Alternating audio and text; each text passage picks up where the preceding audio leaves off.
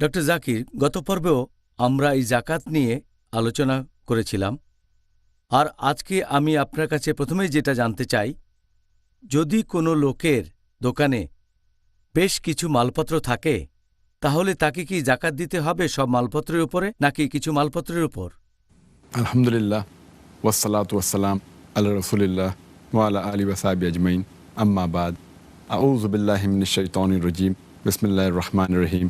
রব্বি ইশরাহ লি সাদরি ওয়া ইয়াসসির লি আমরি ওয়াহলুল উকদাতাম মিন লিসানি ইয়াফকাহু কাওলি।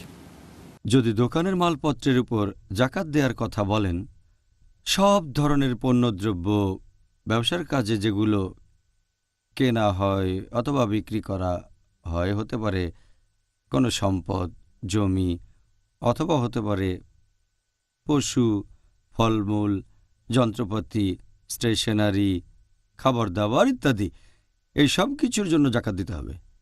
আর যেসব পণ্যদ্রব্য থাকে কোনো মুদি দোকানে, যে জিনিসগুলো কেনাবেচা করার জন্য, সে দ্রব্যের একটা তালিকা থাকবে, সব কিছু লেখা থাকবে, আর এই পণ্যদ্রব্যের হিসাব নেওয়া হবে প্রতি বছর একবার।